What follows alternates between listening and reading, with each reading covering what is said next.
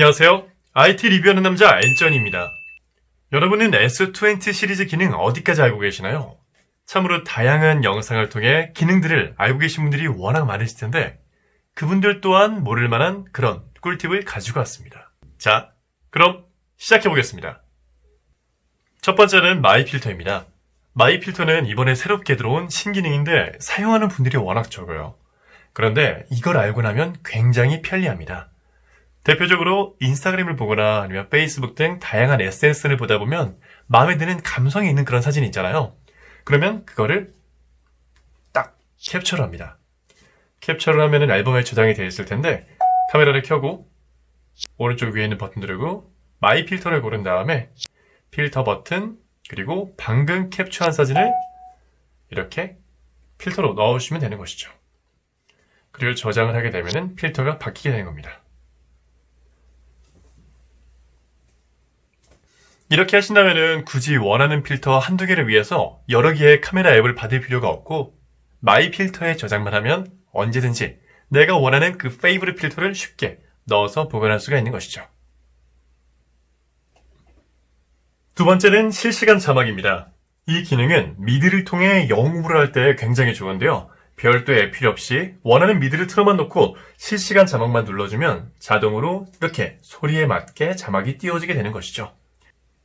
실시간 자막을 켜는 방법은 두 가지가 있는데요. 첫 번째는 볼륨 버튼을 누른 다음에 맨 아래에 있는 실시간 버튼을 활성화하는 방법이 있고요.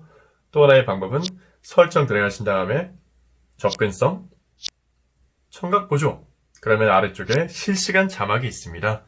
여기서 온오프 또한 가능하고 디테일한 작업도 여기서 설정이 가능한 것이죠.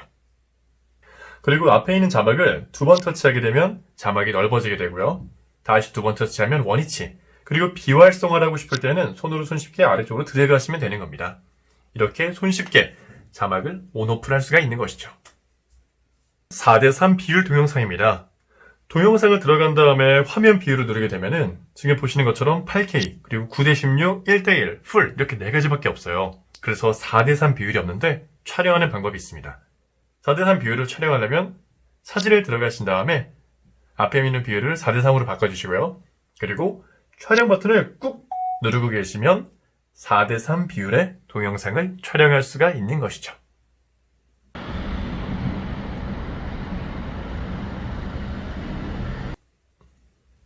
다섯 번째는 커서 이동입니다. 열심히 타이핑을 했는데 중간에 오타가 있잖아요. 그러면 손으로 수정하려고 터치를 해도 원하는 부분이 인식이 안 될 때가 있어요. 그런 경우에는 자, 설정을 들어가신 다음에 아래쪽에 있는 일반, 언어 및 입력 방식, 스크린 키보드, 삼성 키보드, 그리고 제스처 및 피드백을 들어가면은 맨 위에 키보드 화면에서 제스처 사용이 있습니다. 이 버튼을 누른 다음에 커서 이동을 활성화해 주시면은 자, 만약에 쓰고 있다가 오타가 났을 경우에 손으로 그냥 손쉽게 드래그만 해주시면 원하는 위치로 쉽게 이동할 수가 있는 것이죠. 그래서 수정이 굉장히 쉬워집니다. 그리고 지금부터는 기존 모델에도 있었는데 거의 대부분 사람들이 잘 모르는 꿀팁 몇 가지를 소개해 드릴게요. 바로 사진 기능 중 하나인데 자, 만약에 제가 위에서 아래로 사진을 딱 찍었습니다. 그런데 결과물을 보면 전 가로로 찍었는데 사진은 세로 나오는 경우가 있죠.